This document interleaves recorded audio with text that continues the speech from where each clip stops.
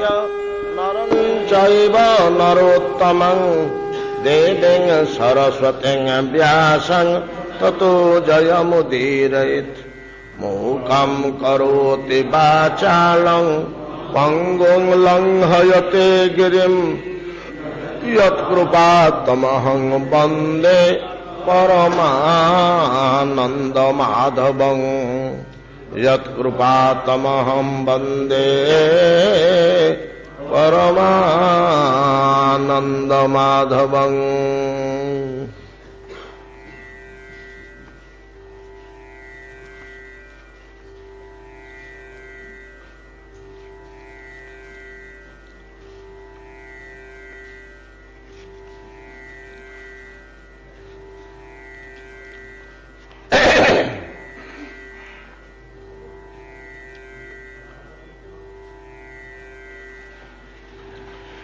आलुओ मुक्ते होने कमी जाऊँ। श्री विद्यापतिर्वाच हंतते वर्णयिष्यामि दिव्यांग मूर्तिं जगतपते जांग चर्म चक्षुषा दृष्ट्वा जायते मुक्ति भाजनम नीलेन्द्र मणिपाषाण मयि मूर्ति पुरातने जान्वहं ब्रह्मरुद्रेन्द्र पुरो गैरर्चितासुरै।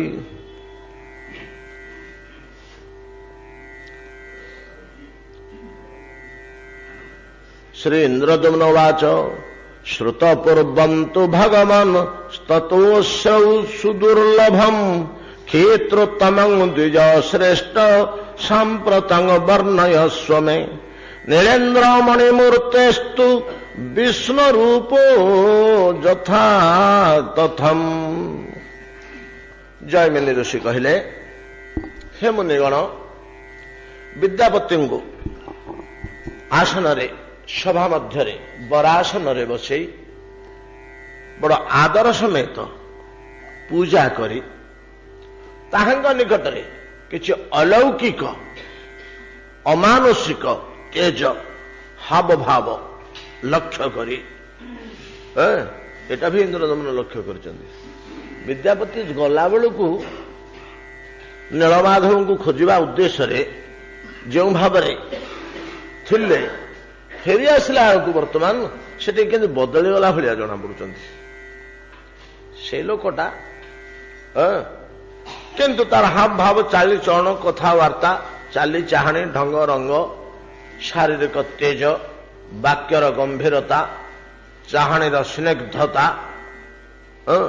ये सब गुड़ाक जो बदली जामतिका केमतिका ये लोकटार कौन होमती कौन ये लोकटा तो एमती नाला एमती कौन देखा जाऊँगी ये गोटे कि लक्ष्य करचंदी इंद्रदम्न। तेणु पचारुचंद यार कारण कौन कि कारण ये लोक साधारण लोक अपेक्षा अलग बारी ही जाऊँगी। जमती आम 500 लोक थिबा ता भितर गोटे उन्मत्त कि सुराप उन्मत्त कहले पागल कि सुराप लोकटे थिले तार गतिविधि चाली जाणी जमी अलग बारी हो समस्त समस्त दृष्टि गोटे अलग ढंग से आकर्षित हम एमती एते बड़ विद्वान बसचंदी इंद्रदमन राजा राजसभा आम वर्णना कले केते केते प्रकार लोक बसचंदी समस्ते शास्त्रज्ञ विद्वान प्रवीण ब्रह्मचारी सन्यासी जति जोगी समस्ते अच्छी समस्ते तेजियान बुद्धिमान विद्वान ईश्वर चिंतन युक्त किंतु ए लोकटार गतिविधि केमती टिके अलग अलग बारी ही जाऊँगी जमी आम दलर आम ग्रुपर लोक ये नुह कि अलग भाव। तेणु इंद्रदमन अधिक आग्रहान्वित हो पचारे हाँ आपण जहाँ कहले गोसाई आपण जहाँ कहले पूर्वर जटिल मुहरु मुझे तीर्थाचार्य मुहरु सी शुणी शुणी श्रुत पूर्वम तू भगवन तत्व अश्रौष सुदुर्लभम किंतु आपण वर्तमान जहाँ शुणिली से बड़ सुदुर्लभ जिनिस थिला। आपण जहाँ कहले नीलमाधव ये पुरुषोत्तम क्षेत्र प्रकृत बड़ सुदुर्लभ वस्तु ये साधारण वस्तु नुहे, पार्थिव वस्तु नुहे। जमी मर्त्यमंडल हेले कौन है भगवान रास विलास गोटे दुर्लभ वस्तु आ कौन से मिल द्वापर शेष मुहूर्त भगवान श्रीकृष्ण किछि दिन पे नित्य लोक चली जो नित्य लीला ब्रजांगना मान श्रृंगारात्मिका विहार केली विलास सेटा को टिके खोलीदेले दुषीगला से आवृत होकर रही तो पार्थिव जगत से दुषीबनी तार टे पर्दा खोलीदेले लोक देखीदे ये गोटे कौन घटना हो 1600 ब्रजांगना भगवान ब्रह्मांड नाथ कि रसोन्मत्त अवस्था कि आनंद कि आवेग कि प्रीति परस्पर भितर ये कि लीला ये कि खेला जगत रे तो यहाँ जिन नुह पुणी अथ पर्दा बंद करदे से रहीगला ढांचा कौन अलौकिक जिनिस मर्त्य वृंदावन भौम वृंदावन जमुना कूल नहीं कि उत्तर प्रदेश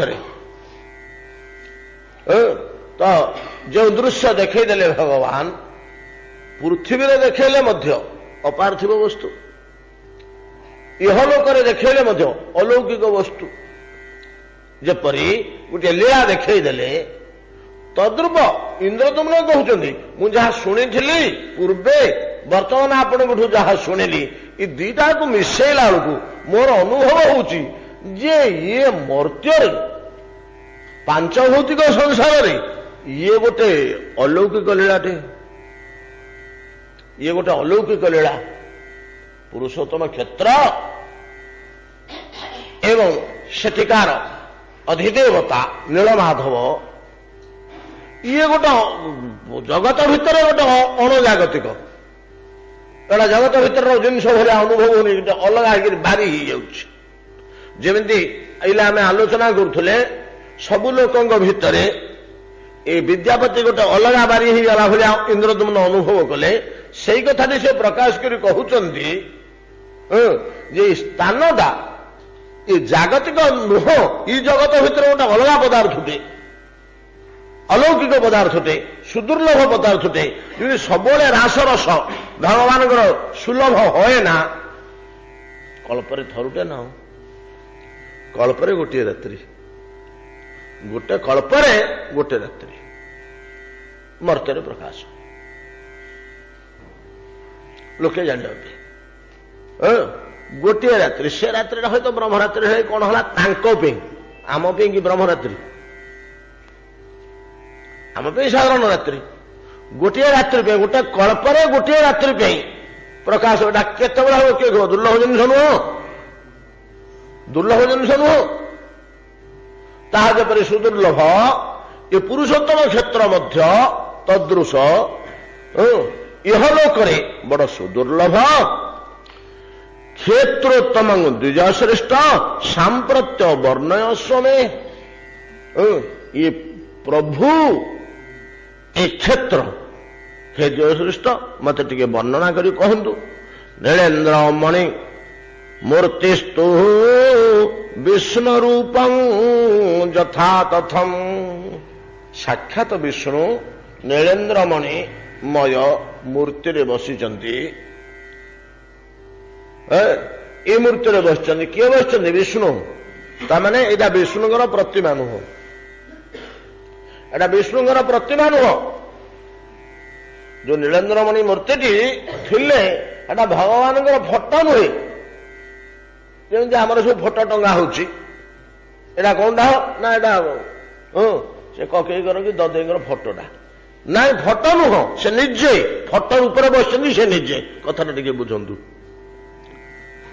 एटा तो अलौकिक जिनिस तो इह लोक प्रकाश करहबनी एटा फोटो कहांगर फोटो ना सारंगर फोटो ना सारंगर फोटो नुहे यही फोटोटा सार निज फोटो रूप बस सार बस फोटो बसनी कौन बुझिपारे ना यही इंद्रदमन कहवा तात्पर्य श्लोकर जे इंद्र नील मुनि मूर्ते तू तू निश्चित भाव कथा सत्य जे गोसाई ଇନ୍ଦ୍ରନୀଳମଣି ମୂର୍ତ୍ତି ରୂପରେ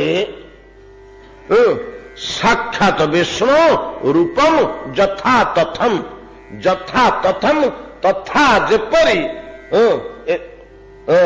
ଏଠାରେ ସେପରି ନିତ୍ୟ ଲୋକରେ ବୈକୁଣ୍ଠରେ ଯେଉଁ ମୂର୍ତ୍ତି ଯେଉଁ ବିଷ୍ଣୁ ସେଇ ବିଷ୍ଣୁ ଇଏ,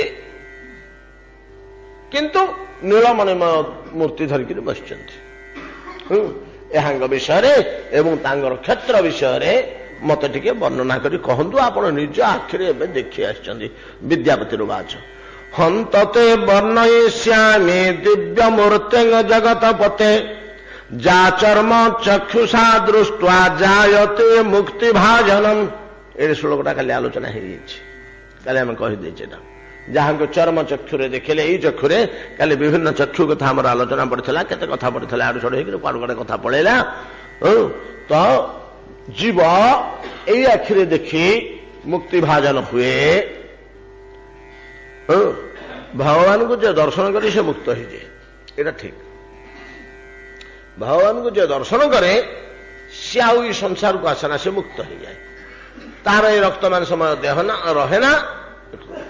କିନ୍ତୁ ଭଗବାନ କଣ ଏଇ ଆଖିରେ ଦୁଷନ୍ତି କି ଯେ ଦେଖିବ? ଭଗବାନଙ୍କୁ ଦେଖିଲେ ଜୀବ ମୁକ୍ତ ହେଇଯିବ। ତସ୍ମିନ୍ ଦୃଷ୍ଟେ ପରାବରେ ଗୋଟେ ବାକ୍ୟ ଅଛି, ଆମର ଆଲୋଚନା ହେଇଛି ପୂର୍ବେ। ଗୋଟେ ସୁନ୍ଦର ସିଦ୍ଧାନ୍ତଟିଏ ଶ୍ରୀମଦ୍ ଭାଗବତଙ୍କର। କ୍ଷୀୟନ୍ତେ ଚାସ୍ୟ କର୍ମାଣି ତସ୍ମିନ୍ ଦୃଷ୍ଟେ ଭିଦ୍ୟତେ ହୃଦୟ ଗ୍ରନ୍ଥି ଛିଦ୍ୟନ୍ତେ ସର୍ବସଂଶ୍ରୟା। କ୍ଷୀୟନ୍ତେ ଚାସ୍ୟ କର୍ମାଣି ତସ୍ମିନ୍ ଦୃଷ୍ଟେ ପରାବରେ। ଯଦି କୌଣସି ଲୋକ ତାଙ୍କୁ ଦେଖିଦେଲା, ତସ୍ମିନ୍ ଦୃଷ୍ଟେ ସତି ଦେଖି ପକେଇଲେ, କାହାକୁ ଦେଖିଦେଲେ? ନା ପରାବରେ। ପରାବର କଣ? ଏ ନାଁଟା ତ ଆମେ କେବେ ଜାଣିନଥିଲୁ। କଣ ଭଗବାନଙ୍କର ଗୋଟେ ନା ପରାବର? ନା ହଁ ସେଇଭଳିଆ ନା ନହେଲେ ମଧ୍ୟ ଏଟା ପର ଅବର। ପର ଚରମ ଉତ୍କୃଷ୍ଟ, ଅବର ଚରମ ନିକୃଷ୍ଟ। ଚରମ ଉତ୍କୃଷ୍ଟ ସେ, ଚରମ ନିକୃଷ୍ଟ ସେ। ପ୍ରସଙ୍ଗ କ୍ରମେ କାଲି ଆମର ଏଇଟା ଆଲୋଚନା ହେଇଯାଇଛି। ତାର ଗୋଟେ ବଡ଼ରେ ସେ ହଉଛନ୍ତି ବ୍ରହ୍ମ, ସବୁଠୁ ଛୋଟ ପଦାର୍ଥରେ ସେ ହଉଛନ୍ତି ଜୀବ। ପର ଅବର ସେମିତିକା ସବୁଥିରେ। ସେଇଟା ଆମେ ଖାଲି କ୍ଷୁଦ୍ର ବୃହତ ଦୃଷ୍ଟିରୁ, ଆୟତନ ଦୃଷ୍ଟିରୁ ବିଚାର କରୁଥିଲେ। ଏଟା ହଉଛି ଆୟତନ। ଏ ଯୋଉ ବ୍ରହ୍ମ ଆୟତନରେ ବଡ, ଏରିଆରେ, କ୍ଷେତ୍ରଫଳରେ। ସେମିତି ସବୁଥିରେ, ରୂପରେ, ଗୁଣରେ, ସବୁଥିରେ ସବୁଥିରେ ସେ ସର୍ବୋଚ୍ଚ ତତ୍ତ୍ୱ, ସେ ସର୍ବନିକୃଷ୍ଟ ତତ୍ତ୍ୱ ସିଏ। ତେଣୁ ତାଙ୍କ ନାଁ ହଉଛି ପର ଅବର। ପର ଅବର କହୁଛନ୍ତି ଯେ ସାଧୁମାନଙ୍କ ଭିତରେ ମୁଁ ହଉଛି ବୃହସ୍ପତି। ଏଥିରେ ବିଭୂତି ଯୋଗରେ ଗୁରୁ। ବ୍ରହ୍ମଜ୍ଞ ମାନଙ୍କ ଭିତରେ ମୁଁ ହଉଛି ଶୁକ୍ରାଚାର୍ଯ୍ୟ। କବି ନା ଉଷନା କବି। ଉଷନା କହିଲେ ଶୁକ୍ରାଚାର୍ଯ୍ୟ, କବି କହିଲେ ବ୍ରହ୍ମଜ୍ଞାନୀ। କବି ଶବ୍ଦର ଅର୍ଥ ହେଲା ବ୍ରହ୍ମଜ୍ଞାନୀ। କବି ନା ଉଷନା କବି। କବି ବୋଇଲେ ଯେ ଗୀତ ଲେଖେ, ଫଟାଠିଣ ପରି ଜହ୍ନଟି ହସୁଥିଲା। ଆଜିକାଲିର ଯୋଉ କବିତା ସବୁ ଲେଖୁଛନ୍ତି ଏମାନେ କବି, ଏମାନେ କବି ନୁହନ୍ତି। ଫଟାଠିଣ ପରି ଜହ୍ନଟି ହସୁଥିଲା। ତ ସେଇଭଳିଆ ବଡ ବିଚିତ୍ର କଥା ମାନେ ସବୁ ଲେଖୁଛନ୍ତି ଆଜିକାଲି କବି ମାନେ। ଯାହା ହଉ ସେ ଭିତରେ ବସିବାନି, ଆମର ଗୋଳମାଳ ହଉ ଶୁଆଡେ। ଆମର ଠାକୁରଙ୍କ କଥାର ବିଚ୍ୟୁତ ମନେ ପଡିଲେ ଗୋଟେ କ୍ଷୋଭ ଲାଗୁଛି। ଏମିତି ଶବ୍ଦ ସବୁ ଆଜିକାଲି ପ୍ରୟୋଗ ହଉଛି, ଯୋଉଥିରେ ସାହିତ୍ୟର ମାନ ଯାଉଛି, କାବ୍ୟ କଳାର ମାନ ଯାଉଛି, ବୈଶିଷ୍ଟ୍ୟ ବୋଲି କିଛି ନାହିଁ ତା ଦେହରେ। ଏମିତି ହେଇଯାଉଛି କାହିଁକି? ଦିନକୁ ଦିନ ଆମର ଭାଷା କିଏ ଜାଣି, ସବୁ ଯେମିତି କ୍ଷୟ ହେଇଯାଉଛି, ଭାଷା ମଧ୍ୟ ଦିନକୁ ଦିନ କ୍ଷୟ ହେଇଯାଉଛି। ଗଲା ତ ବ୍ରହ୍ମଜ୍ଞ ମାନଙ୍କ ଭିତରେ ଯେମିତି ସେ କହୁଛନ୍ତି କବି ନିଜକୁ ଉଷନା ଶୁକ୍ରାଚାର୍ଯ୍ୟ, ଆଜ୍ଞା ମିଥ୍ୟା ମାନଙ୍କ ଭିତରେ କହୁଛନ୍ତି ମୁଁ ଜୁଆ ଖେଳ, ସେଇଠି କହିଛନ୍ତି ତାରି ପାଖରେ ମିଥ୍ୟା ମାନଙ୍କ ଭିତରେ ଠକେଇ ମାନଙ୍କ ଭିତରେ ଶଠତା ଛଳନାକାରୀ ଭିତରେ ମୁଁ ହିଁ ଜୁଆ ଖେଳ, ସେ ନିଜେ ପୁଣି ଜୁଆ ଖେଳ। ଦ୍ୟୁତମ ଛଳତାମ ଅସ୍ମି, ଠକ ମାନଙ୍କ ଭିତରେ ମୁଁ ଜୁଆ ଖେଳ, ମୁଁ ଜୁଆ ଖେଳ ପର ଅବର, ପର ଅବର। ତ ସବୁଠୁ ଆରମ୍ଭ ଉଚ୍ଚଠୁ ସବୁଠୁ ନିମ୍ନ। ତ ଏଇ ପରାବର ପରମ ପୁରୁଷଙ୍କୁ ଯଦି କେହି କେବେ ଦେଖିଦେଲା ତାହେଲେ ତାର କଣ ହବ? ଛିଦ୍ୟନ୍ତେ ହୃଦୟ ଗ୍ରନ୍ଥି, ଭିଦ୍ୟନ୍ତେ ହୃଦୟ ଗ୍ରନ୍ଥି, ଛିଦ୍ୟନ୍ତେ ସର୍ବ ସଂଶୟା, କ୍ଷୀୟନ୍ତେ ଚାଷ କର୍ମାଣୀ ତସ୍ମିନ୍ ଦୃଷ୍ଟେ ପରାବରେ। ଭଗବାନଙ୍କର ଦର୍ଶନ ଯଦି କାହାର ହେଇଗଲା ତାହେଲେ ତାର ଜଳଚେତନ ଗ୍ରନ୍ଥି ଯୋଉ ପଡିଛି, ଚିନ୍ମୟ ଆତ୍ମା ଆଉ ରକ୍ତ ମାଂସମୟ ଦେହ ଯୋଉ ଏକାଠି ଗଣ୍ଠି ପଡିଛି ସେଟା ଫିଟିଯାଏ, ମୁକ୍ତ ହେଇଗଲା ସାଙ୍ଗେ ସାଙ୍ଗେ, ମୁକ୍ତ ହେଇଗଲା ସାଙ୍ଗେ ସାଙ୍ଗେ, ଜଡଚେତନ ଅଲଗା ହେଇଗଲା। ଆଉ କଣ? ଭିଦ୍ୟତେ ହୃଦୟ ଗ୍ରନ୍ଥି, ଛିଦ୍ୟନ୍ତେ ସର୍ବ ସଂଶୟା, ଇଏ ଜଗତର ଯେତେ ଜ୍ଞାନ ସବୁ ତା ପାଖରେ ଆସି ପହଞ୍ଚିଯାଏ, ଭର୍ତ୍ତି ହେଇଯାଏ। ଭଗବାନଙ୍କୁ ଦର୍ଶନ କରିଦେଲେ ତାର ଆଉ ସନ୍ଦେହ କିଛି ରହେ ନା, ସବୁ ପ୍ରଶ୍ନର ଉତ୍ତର ସେ ଦେଇପାରିବ, ସବୁ ଜ୍ଞାନ ତାର ହେଇଗଲା ଆପେ ଆପେ, ଖାଲି ଦର୍ଶନରେ, ପୋଥି ପଡିନି। ଛିଦ୍ୟନ୍ତେ ସର୍ବଶେଷୟା, କ୍ଷୀୟନ୍ତେ ଚାଷ କର୍ମାଣୀ, ପୂର୍ବ ପୂର୍ବ ଜନ୍ମର ପୂର୍ବ ପୂର୍ବ କଳ୍ପର ଯେତେ ପାପ ପୁଣ୍ୟ ଭଲ ମନ୍ଦ କର୍ମ କରିଥିଲା ସବୁ ତାକୁ ପୋଡିଗଲା। ଆଉ କଣ ରହିଲା ଲୋକଟାର? କର୍ମ ତ କ୍ଷୟ ହେଇଗଲା, ସକଳ ଜ୍ଞାନରେ ତ ବ୍ୟୁତ୍ପତ୍ତି ଆସିଗଲା ଏବଂ ମୁକ୍ତ ପୁରୁଷ ହେଇଗଲା। ଆଉ ଲୋକଟାର କଣ ବାକି ରହିଲା? ମାନେ କୁହାଯାଉଛି ଯେ ତାର ସବୁ କିଛି ହେଇଗଲା, ସବୁ କିଛି ହେଇଗଲା। ଭଗବାନଙ୍କୁ ଦେଖି ପକେଇଲେ, ଠିକ ଅଛି, କିନ୍ତୁ ସତ ଯେ ଶାସ୍ତ୍ର ସିନା କଥା କହିଲେ ଭଗବାନଙ୍କୁ ଦେଖି ହୁଏ ନା, ଭଗବାନଙ୍କୁ ଦେଖି ହୁଏ ନା। ତୁ ଯଦି ମଲା ଲୋକଟାକୁ ଜିଆଁ ଦେବୁ ମୁଁ ତତେ ଇନ୍ଦ୍ର କରିକି ବସେଇଦେବି, ଏ କଥାର କିଛି ମୂଲ୍ୟ ଥାଏ ନା। ଏ କଥାର କିଛି ମୂଲ୍ୟ ଅଛି କି? ମଲା ଲୋକଟାକୁ କିଏ ବଞ୍ଚେଇବ ନା ତାକୁ ମୁଁ ଇନ୍ଦ୍ର କରିବା? ଆମେ ମୁଁ ତ ହବନି। ସେମିତିକା ଏ ଆଖିରେ ତ ଭଗବାନ ଦୁଷିବେନି, ତେବେ ଏଡେ ବଡ ବାକ୍ୟ କହିଲେ କାହିଁକି? ହଁ, ଏଇଟା ସଠିକ କଥା ଯେ ଏ ଆଖିରେ ଭଗବାନ ଦେଖାଯିବେ ନାହିଁ ଚର୍ମଚକ୍ଷୁରେ, କିନ୍ତୁ ତା ଉପରକୁ ତା ଉପରକୁ ତା ଉପରକୁ ତା ଉପରକୁ ଆଖି ମାନେ ଅଛି, ନହେଲେ ତା ଭିତରକୁ ଭିତରକୁ ଅଛି। ସେଇ ଆଖି ଗୁଡ଼ିକର ଯଦି ଆମେ ବିକାଶ କରେଇ ପାରିବା, ସେଇ ଆଖି ଗୁଡ଼ିକର ଯଦି ବିକାଶ କରେଇ ପାରିବା, ସେ ଆଖିରେ ଭଗବାନ ଦୁଷିବେ ନାଇଁ କି? ଆମେ ଆଲୋଚନା କରିଛେ, କାଲି ଟିକେ ଶୁଣିଛେ। ତେଣୁ ଭଗବାନଙ୍କର ଗୋଟିଏ ନାଁ ହଉଛି ଅଧୋକ୍ଷଜ। ଅଧ ଚକ୍ଷୁରେ ସେ ଜାତ ହୁଅନ୍ତି ଦୁଷନ୍ତି ବୋଲି ତାଙ୍କ ନାଁ ଅଧୋକ୍ଷଜ। ବହୁତ ଜାଗାରେ ଆମେ ଅଧୋକ୍ଷଜ ଅଧୋକ୍ଷଜ ଅଧୋକ୍ଷଜ ପାଇବା, ଅଧୋକ୍ଷଜ ଶବ୍ଦର ଆମର ଆଲୋଚନା କରିଛେ, ପୂର୍ବରୁ ବିପୁଳ ଭାବରେ କରିଛେ, ବହୁତ ଥର କରିଛେ। ଇଏ ଚକ୍ଷୁର ଅନ୍ତରରେ ଭିତରେ ଅଦୃଶ୍ୟ ଭାବରେ ଆଉ ଚକ୍ଷୁ ଅଛି, ଯୋଉ 4-5ଟା ଚକ୍ଷୁର କଥା ଆମର ଆଲୋଚନା ହେଇଥିଲା। ସେ ଚକ୍ଷୁ ମାନଙ୍କରେ ଈଶ୍ୱର ରୂପ ଦୁଷିବ, ଏ ଆଖିଟାରେ ଦୁଷିବ ନାହିଁ। କିନ୍ତୁ ଏ ପୃଷ୍ଠା କ୍ଷେତ୍ରର ଏମିତି ମହିମା ଯେ, ଏ ମହିମା ଯେ ଏ ମୂର୍ତ୍ତିଟାକୁ ଏଇ ଚକ୍ଷୁରେ ଦେଖିଲେ ମଧ୍ୟ ମୁକ୍ତି ଲାଭ କରିବ। ଅନ୍ତର୍ଚକ୍ଷୁରେ ଅଧୋକ୍ଷଜକୁ ଦେଖିଲେ ଯାହା ମିଳନ୍ତା, ଏ ଦାରୁ ସ୍ୱରୂପକୁ ଏ ଚର୍ମ ଚକ୍ଷୁରେ ମଳ ନିର୍ଗତ ହେଉଥିବା ଚକ୍ଷୁରେ ଦେଖିଲେ ମଧ୍ୟ ସେଇ ଫଳ ମିଳିବ।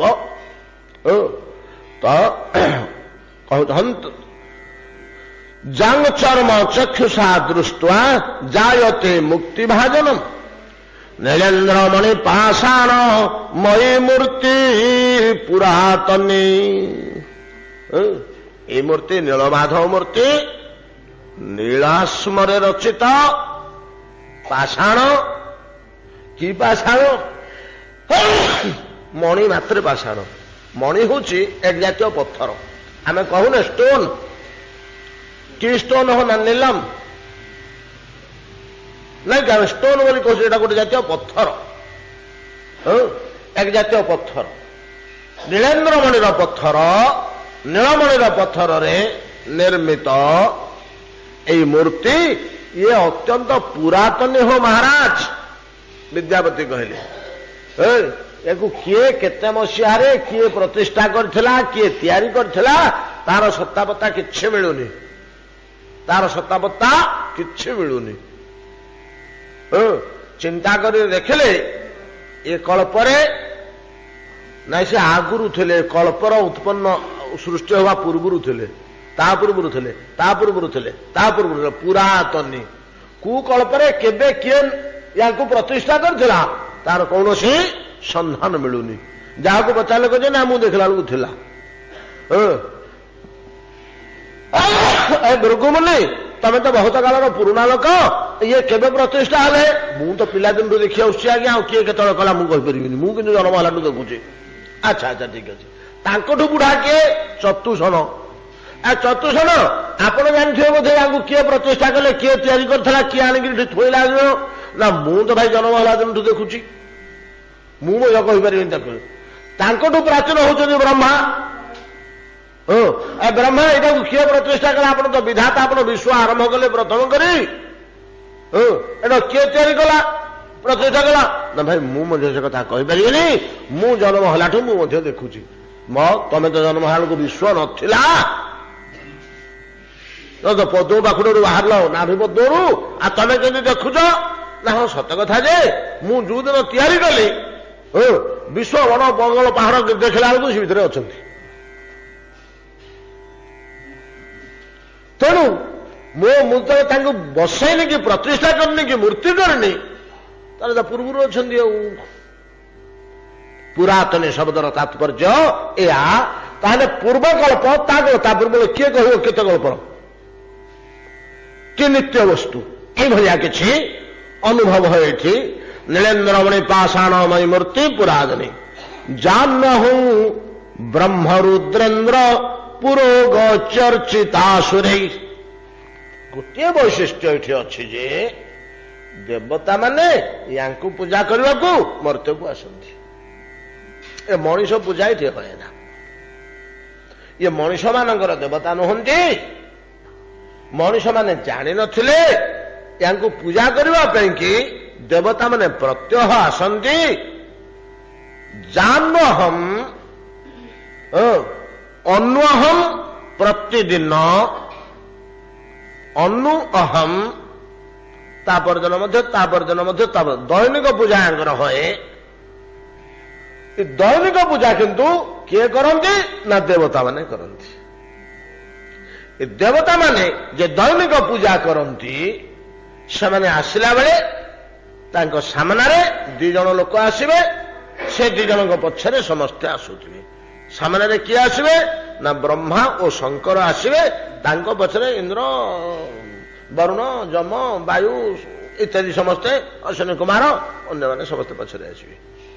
ତାହେଲେ ବ୍ରହ୍ମା ଓ ଶିବ ପ୍ରତିଦିନ ଏ ମୂର୍ତ୍ତିଙ୍କର ପୂଜା ଅର୍ଚ୍ଚନା କରିବା ନିମନ୍ତେ ଆସନ୍ତି। ବିଦ୍ୟାପତି କଥାଟା କହୁଛନ୍ତି। ପ୍ରତିଦିନ ଏଠି ପୂଜା କରି ଯିବେ। ଦେବଲୋକର ଠାକୁର, ଦେବତା ମାନଙ୍କର ପୂଜ୍ୟ। ବିଶ୍ୱାବସୁ ପୂଜା କରୁଥିଲେ ବୋଲି କୌଣସି ସନ୍ଧାନ ମିଳୁନି। ବିଶ୍ୱାବସୁ ଜାଣିଥିଲେ, ଦେଖୁଥିଲେ, ଯାଉଥିଲେ, ସେଠୁ ଫଳମୂଳ, ପିଠାପଣା, ମିଠେଇ, ଲଡୁ, କଚୁରୀ, ପୁରୀ ବୋହି ଆଣୁଥିଲେ। ଏଇ ତକ ଦେଖିବାକୁ ମିଳୁଛି। କିନ୍ତୁ ଇଏ ସେଠି ପୂଜା କରୁଥିଲେ, କି ଘଣ୍ଟି ବଜାଉଥିଲେ, କି ତାଳି ମାରୁଥିଲେ ବିଶ୍ୱାବସୁ, ତା ଏଠି କୌଣସି ଶାସ୍ତ୍ରରେ ଦେଖାଯାଉନି। କିନ୍ତୁ ଏ ଜାଣିଥିଲେ, ଦେଖୁଥିଲେ, ପ୍ରତିଦିନ ଯାଉଥିଲେ, ଆଉ ଆଣୁଥିଲେ ସେଠୁ ପ୍ରସାଦ। ପ୍ରସାଦ କିଏ ଭୋଗ ଲଗୁଥିଲା? ଦେବତା ମାନେ। ଏବଂ କହିବା ତାତ୍ପର୍ଯ୍ୟ ଯେ ଯେକୌଣସି ଦେବତା ଗୋଟେ ବ୍ରାହ୍ମଣ ପଠେଇକିରି ଆମେ ଯେମିତି କରିଦଉଛେ, ରଜାଙ୍କ ଘର ଗୋଟେ ଇଏ ଅଛି, କଣ ଗୋଟେ ଦେଉଳ ଅଛି, ସେଗୋଟେ ବ୍ରାହ୍ମଣଟେ ଖଞ୍ଜିଛନ୍ତି, ସେ ବ୍ରାହ୍ମଣ ପ୍ରତିଦିନ ଆସିକିରି ଚାଉଳ 250 ଭୋଗ ଲଗାଉଛି, ଘଣ୍ଟି ବଜେଇ ଦେଇକିରି ପଳଉଛି, प्रति 7 दिन थे राजा गाली देली बोली चिमुणी लेडी सफा करुच्ची 7 दिन की थरते देउल भितर सेमती नुह राजा प्रतिदिन जाऊँच निजे जीवे राजा निजे जाकर पूजा अर्चना कर आसवे जेपरी बाहुन द्वारा करूना तद्रूप देवता माने तांकर परिचार द्वारा एटा सेवा करूना निजे आसुंच निजे पुणी ब्रह्मा और शंकर समेत से कथा कहते जान लो हम अन्वहं प्रतिदिन ब्रह्म रुद्रेन्द्र इतने जन आगे जीवे ब्रह्मा पछरे रुद्र पछरे इंद्र ये 3 जन गला अन्य देवता ने पछरे जीवे पूरोगा सामने 3 जन जाऊे अर्चितासुरे ही आरोपिते दिव्य श्रक पूजायांग ही सुपूर्व भी से न म्लायते नृप न च गंधे न उच्यते। महाराज इंद्रदम्न आपण जो माला गलारे पिंधिचंती जो माला विद्यापति आनी थे ये एथिकार माला इटा नुह से फूल ई गछ मानक फुटी नथिला एटा देवता माने देवलोकरू धरिकी आसते एवं जो निर्माल्य प्रसाद आपण खाइले सेटा मध्य आमर कुमुटी दुकान अट्टा मैदा चीनी सनफ्लावर रे तैयारी हेनी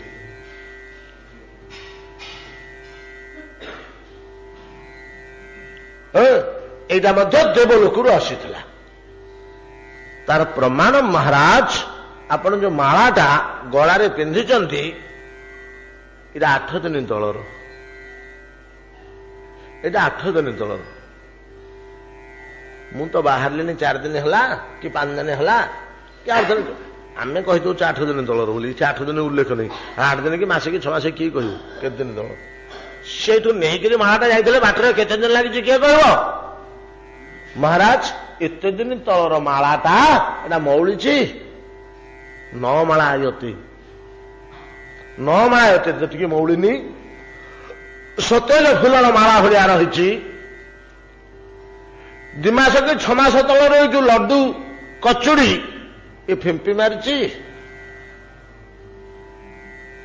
सेमती रही कहीं पार्थिव वस्तु सब दुर्गुण गुड़ाक अच्छी अपार्थिव वस्तु स्वर्ग पदार्थर दूषितता कम थी दोषयुक्त हेनी गुण ये हूँ तार प्रमाण प्रतिदिन देवता माने आसी ई ठाकुर अर्चना पूजा करती ये कथार प्रमाण होची ए माला आउ प्रसाद देखंतु ये माला न म्लायते आरोपिते दिव्य श्रक पूजायांग ही सुपर्व ही जो माला से मैंने पिंधे देकर जाती नीलमाधव को जो पदार्थ भोग लगे दे जाती सह अयंग माला आपण गलारे शोभा पाउची महाराज सह अयंग माला न म्लायते निरूप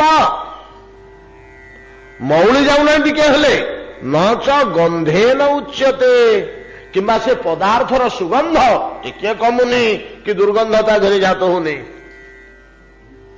आम जब क्षीर जातीय जिनिस टिके 2-3 दिन रखीदे भोग लगे खाई हम टी 8 दिन रहीगले से घर को पशि हम टी जो घरे थुआ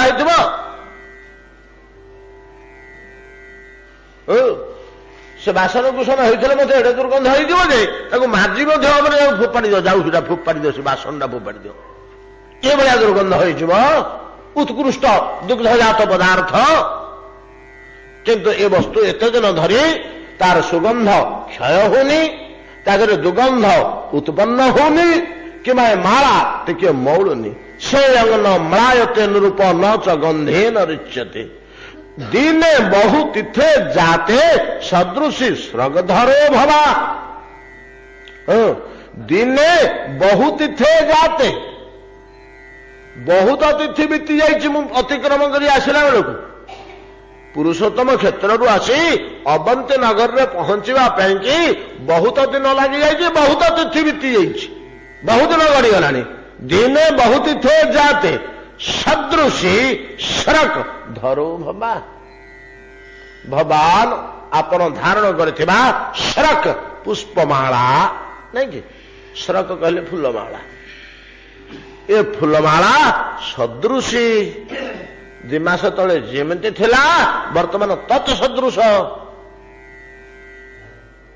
सदृशी से अंगन म्लायते दीने बहुत थे जाते सदृशी स्रग धरो भवा दिव्योपोहार निर्माल्य भक्षणात् क्षीण कलमश मांगन पश्यसि किंग राजन अति मानुष वर्चसम। महाराज दिव्य आहार निर्माल्य भक्षणर फल देखंतु दिव्य निर्माल्य दिव्य स्वर्गीय अपार्थिव देवता माने आसी पूजा करती से लोकर पदार्थ आनी था फूल चंदन तुलसी आनी था जी मौलुनी एवं तार प्रभाव देखंतु महाराज से दिव्य पदार्थ भोजनर महाराज मो चमड़ाटा को छुईले धरतु मो हाथर चमड़ाटा को टाणिले इंद्रदुम्न राजा टाणिले एटा मनीष चमड़ा भाया हाथ को लगुच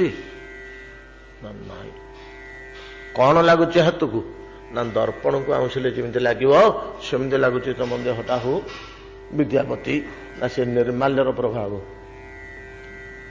से वस्तु भोजन कर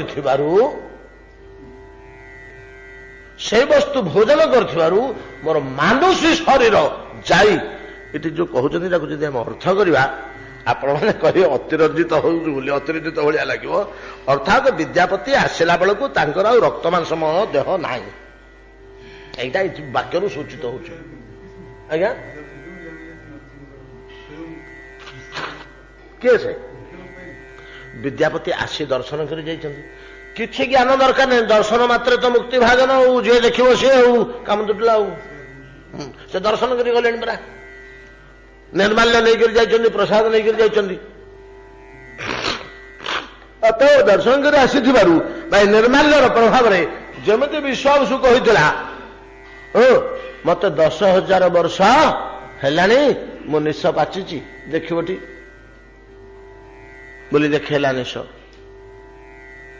विद्यापति की ये प्रसादर ये मूल्य जे या भोजन करी जो विद्यापति खुशी हेले आम आलोचना करछे कथा जो विद्यापति खुशी हेले ये तो पाखाआखिरे नगर नहीं वन्य फलमूल कंद फूल अंकुर सीना तुम पाइब ए नागरिक पदार्थ तुम कौटू पाइल अटा घी मैदा चीनी लवंग अलैच ये जिनिस तुम कौटू पाइल कर्पूर केशर प्रभृति तो वन्य जिनिस नोड़ा नागरिक जिनिस नगर में मिलवा जिनिस ये एरिया तो अंचल नगर ना तुम कौटू पाइल प्रतिदिन देवता आने अनुसरण करते मुझे आने या प्रभाव देख या प्रभाव मत आज की 10,000 11,000 वर्ष बयस है मो निश गोटे हेले बाचिनी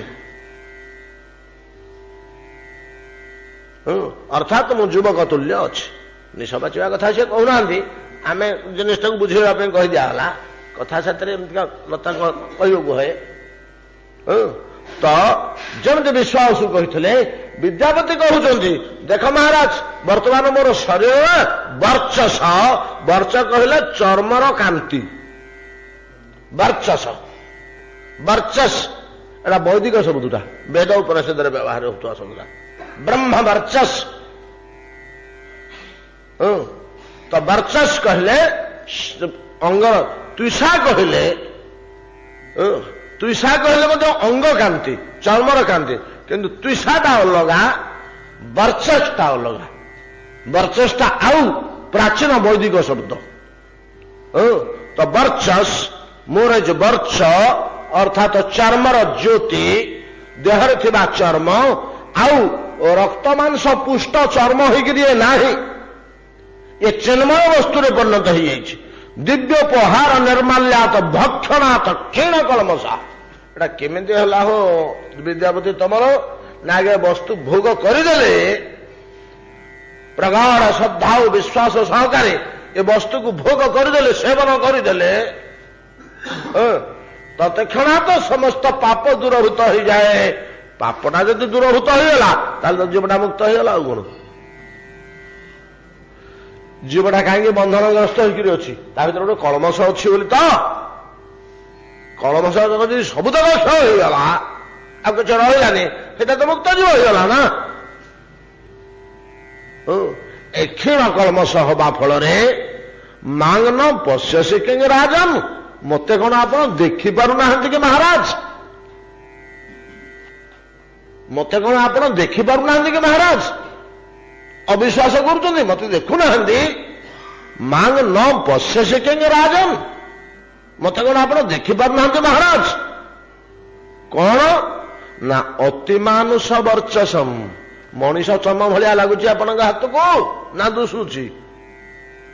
ଅତିମାନୁଷ ବର୍ଚସମ, ଅଲୌକିକ ଅତିମାନୁଷ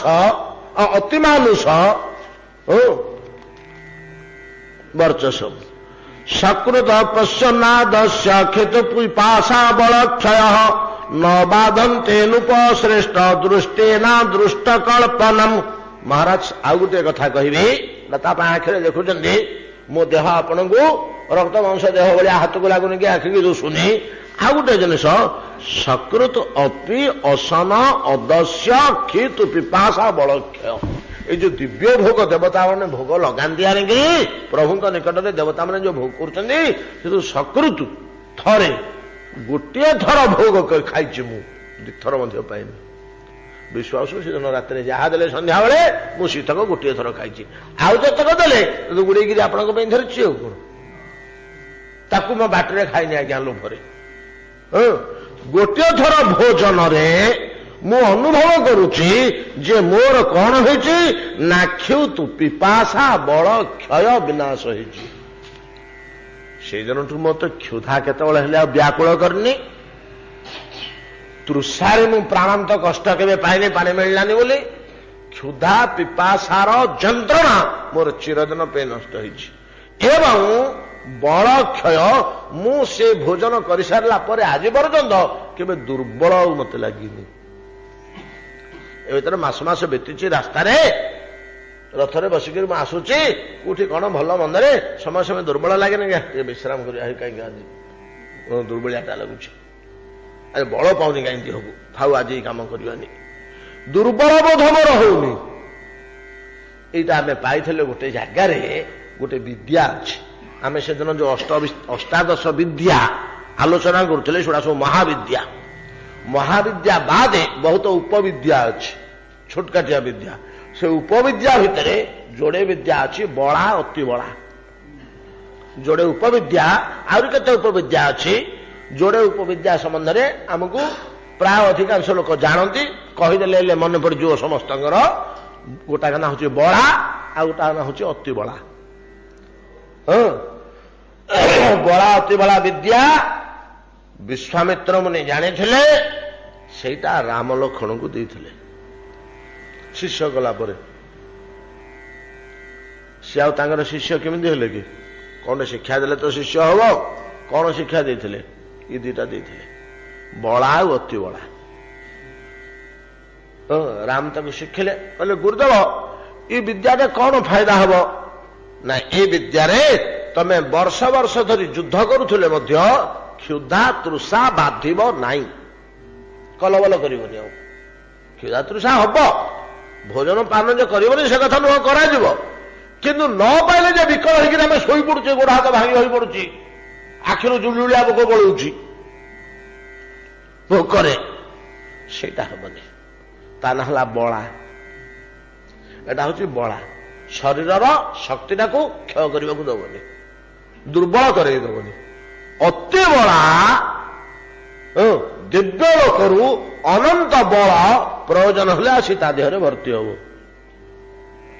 ସେ ବିଦ୍ୟାଟାକୁ ପ୍ରୟୋଗ କଲେ ପ୍ରଚୁର ବଳ ଦିବ୍ୟ ଲୋକରୁ ଅଲୌକିକ ସ୍ତରରୁ ଆସି ତା ଦେହରେ ପ୍ରବେଶ କରିବ, ସେ ମହାବଳଶାଳୀ ହେଇ ଉଠିବ। ସେଟାକେ ଧୀରେ ଧୀରେ ଧୀରେ ଧୀରେ କ୍ଷୟ ହେଇକିରି ପୁଣି ସାଧାରଣ ଅବସ୍ଥାକୁ ପଳେଇ ଆସିବ। ଏଟା ହେଲା ଅତି ବଳା। ବଳା ଓ ଅତି ବଳା ଦୁଇଟି ଦେଇଥିଲେ, ଏବଂ କେତୁଟା ଅସ୍ତ୍ର ଦେଇଥିଲେ ରାମକୁ। କିଏ? ସେ ବିଶ୍ୱାମିତ୍ର। ଏଇ ଦିଟା ବିଦ୍ୟା ଦେଇଥିଲେ, ବଳା ଆଉ ଅତି ବଳା ଯୋଡ଼ିଏ ବିଦ୍ୟା ଦେଇଥିଲେ, କେତେଟା ଅସ୍ତ୍ର ଦେଇଥିଲେ। ସେଟା ରାଜାଟେ ଥିଲା ନେଇକି, विश्वामित्र ता कौन मुनि की बामुण की क्षत्रिय पिलाटा तो ता बाप ना गाधी राजा नहीं कि ना विश्वामित्र कहीं सी अरण्य को जाइए बहुत सैन्य सामंत धरिकी सकदाचन महाबाहु विशाल बलवाहन वनम जगाम अरण्यम हयनाग सतेर्वृत बहुत हाथी बहुत घोड़ा बहुत सैन्य सामंत नहीं जाते अरण्य भीतर को संध्या होगला राति होगला से निकट में वशिष्ठ आश्रम थिला वशिष्ठ कहले नगर सम्राट आछंती राजाधिराज आछंती आमे सब प्रजा तांकर बाहुण होले कौन होला आमे प्रजा राजा आछंती तांको आमे मर्यादा करियो घोड़ा घोड़ा डाक कह दियो सब आश्रम को समस्त पड़े सब हाथी घोड़ा लोक बाग सैन्य सामंत धरी पड़े आस से तलक विश्वामित्र पाखे पाखे वशिष्ठ पाखे कामधेनु अच्छा गुहाल बंधा होती गाईटे ये छोटिया गाईटे जर्सी गाईटे माँ कामधेनु रजा आम घर अतिथि होती आज व्यवस्था कर माँ हाँ बाबा झील तो सी अच्छा हाँ बाबा सब ठीक करदेवी पड़े निश्चित जाकर सन्ध्या आचमन कर बस पड़े माला धरिक कामधेनु तो कामधेनु कौन कले ना गोटे व्यवस्था कले बड़ खुशी पिता सुखी करेंगे राजा जो उपचार राजा स्वभवन राजनगर जो उपचार चलती तार शतगुण अधिक उपचार राजा जो उपचार सब सैनिक मान से उपचार व्यवस्था करदे दास दासी भरपूर घर द्वार एगुड़ा सब देखीदे चारिड़े विश्वामित्र एगुड़ा कि कथा बण खाली गछ लटा कंटा कादुओ होता ये कौन ये अंचल ये माइल माइल व्यापी ये कौन नगर कि जिन ये झलमल झलमल झलमल कर गंधर्व नगरी भाया ये कौन दुसुची ये तपोबल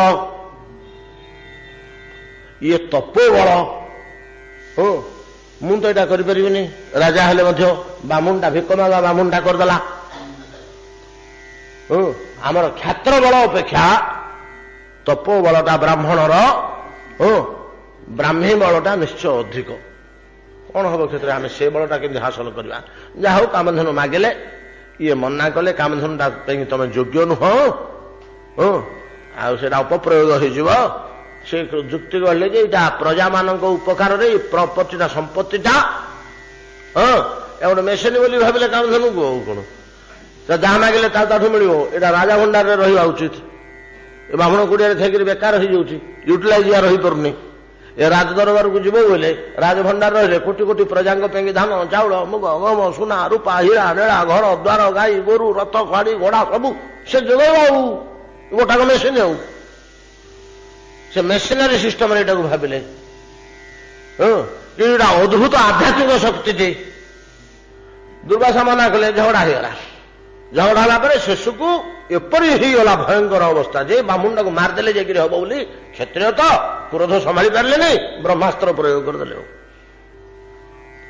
ब्रह्मास्त्र जोड़ा मर्त्य प्रयोग करने कथा नुह ब्रह्मास्त्र प्रयोग करदे ब्रह्मास्त्र भी सीधा विद्वान राजाटे धनुर्वेद निपुण ब्रह्मास्त्र से ब्रह्मास्त्र आसिक विश्वामित्र वशिष्ठ को प्रणाम दिए कले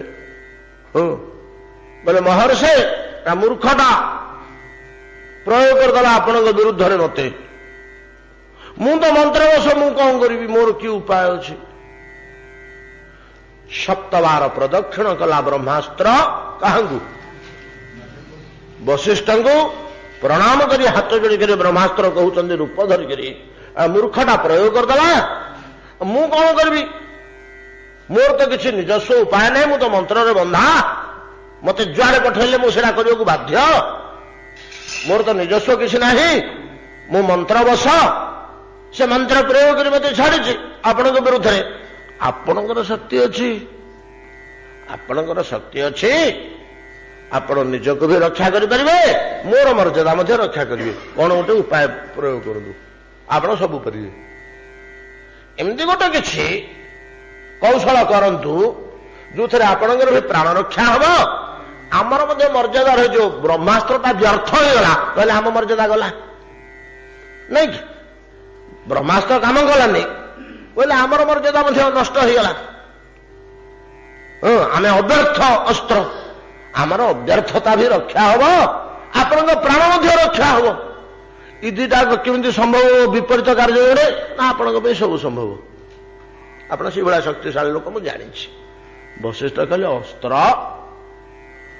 सार प्राण पे बोली एनर्जी टाक लस करदे इ दिगरे प्राण रक्षा एनर्जी टा संग्रह होते कौन पे ब्रह्मचर्य तपस्या नहीं कि समाधि मंत्र इत्यादि साधन करी जो एनर्जी संग्रह होता है शक्ति हाँ कौन पे ईश्वर को पाइबापी सीटा यूटिलाइज करने को संग्रह होता है सी गोटे दिगरे ही प्रयोग करवा उचित छार प्राण रक्षा करने को से शक्ति को विनियोग करदे भल हेनी ना मु कौन करी मु तो बेसी समय रही पारे से तो तापर मंत्र प्रयोग कर तुम जहाँ करवा कथा कर आहे गोविंद बोलिक ब्रह्मास्त्र मोर किसी उपाय नहीं बोली से प्रचंड तेजरे निज रूप प्रकाश करे तले तलू को खसिले या मस्तक पड़ा कह दुर्वासांकर कौन वशिष्ठ वशिष्ठ आंग पड़ेगा पेट पेट भर पड़ेगा विश्वामित्र जाए खाईदेला मोर एड़े बड़ अस्त्रटा को बामण खाईदेला जीर्ण करदेला रसगोला भाया गिड़देला घंटिका किसी ही खासी था फोपाड़ी देले धन धन अस्त्र शस्त्र सब से आउ राज्य गले पड़े ब्राह्मणर बल बल ना क्षत्रिय अस्त्र बलटा कि बल म खाई तो देला ब्रह्मास्त्र को मोर रसगोला भाया खाईदेला से तपस्या कले से तपस्या करके बहुत कथा परिशेष से को वशिष्ठ जदि सर्टिफिकेट देवे तेबे जाकर ब्राह्मण बोली पृथ्वीर समस्त देवता मैंने इंद्र फिंद्र समस्त हाँ आज्ञा विश्वामित्र आप ब्राह्मण हो आप ब्राह्मण हम मानुचु मानुचन जे समस्ते मुहरे सीना मानि जाऊँच किंतु रेकग्नाइज्ड नुह क्षत्रिय थे गाधी राजा पुओ रेकग्नाइज्ड नुह जिते ये सर्टिफिकेट देवे जे तुम्हें ब्राह्मण हेल अच्छी वशिष्ठ हाथ में दायित्व से तौल को ऋषि मान भितर सी सर्टिफिकेट दौना तुम ब्राह्मण हेल बोली कहना 100 पुओ को मारिदे विश्वामित्र वशिष्ठ 100 पुत्र को नाश करदे तथापि ये कले शेष को वशिष्ठ मारेणी यज्ञ कले बहुत कथा थे आम आलोचना होता ना कौन बहुत दिन तले विश्वटा खाली भयर कंपिला विश्वामित्र को डोरीला ये केतबेले कौन करदे आउ गोटे विश्व तैयार करेंगे बाहर एति पावर होगा तप बल किंतु तुम्हें ब्राह्मण नुह बोली वशिष्ठ कहते सेतिक बेले विश्वामित्र बोली समस्ते डाकिले विश्वर अमित्र शत्रु ताकू तो सीधा सड़क शत्रु बोली कही पारे विश्व शत्रु बोली ना दे पारे डरिकी विश्वर अमित्र विश्वामित्र अटा जदि न लगे विश्वामित्र हम कि विश्वमित्र हो ना जदि विश्वर मित्र से होते विश्वमित्र होता कौन बुझीपार ना विश्वा हंतानी आकार गुड है ये अटा आकार हेले संधि हेले विश्वामित्र हम तेणु विश्वामित्र शब्दर अर्थ हूँ विश्वर शत्रु से लोक बहुत कथा बीतीगला गोटे सुंदर घटना है से घटना से ब्राह्मण बोली कहे अतएव प्रभु श्रीराम को निजे क्षेत्र ज्ञान थिबारु किछि अस्त्र विद्या देइथिले ओ बड़ा अति बड़ा दिता शक्ति थे बड़ा अति बड़ा विद्या द्वारा जो क्षमता जो सिद्धि लाभ हुए ये गुरु कौन के महाप्रसाद पाटे पकईदे महाराज सही सिद्धि मु निजे अनुभव करुच्ची ना क्षुधा ना पिपासा ना बलक्षय सकृत असनादस्य असनात अस्य क्षुत पिपासा बलक्षय न बाधन्ते नृप श्रेष्ठ दृष्टेना दृष्ट दृष्टेना दृष्ट केलिविषम एवं ए महाप्रसाद जोटा देवता ने भोग लगे इंद्रदुम्न कपे नहीं चंदी कौन ना विद्यावती ए महाप्रसाद भोजन द्वारा अदृष्ट मध्य विनाश हो जाउछि। अदृष्ट कौन भाग्य फल कपाल अच्छी सर्पाघात हम कपाल अच्छी अपमृत्यु हम अदृष्ट अच्छी आयु क्षय हो एक्सीडेंट हो महाप्रसाद खाई देच ना हाँ ना गला आउ हेनी तादृश शक्तिशाली महिमामय प्रभु को मु दर्शन कर आसी से महाप्रसाद पाई मोर ई प्रकार अवस्था है कहले गुड़े समय बीतीगला मुझे आज क्लांत श्रांत तो तेणु मुझे धीमे कहूँ टे समय गड़े 10-15 मिनट अधिका हो जाए बेस किसी ना भगवान कथा तो हाँ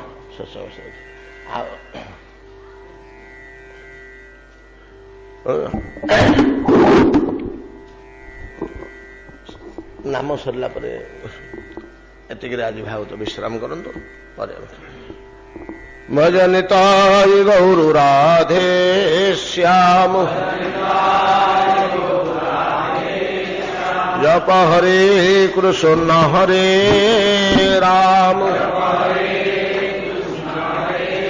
भजनिताय गौर राधे श्याम जप हरे कृष्ण हरे राम भजनिताय गौर राधे श्याम जप हरे कृष्ण हरे राम भजनिताय गौर राधे श्याम जप हरे कृष्ण हरे राम जप हरे कृष्ण हरे राम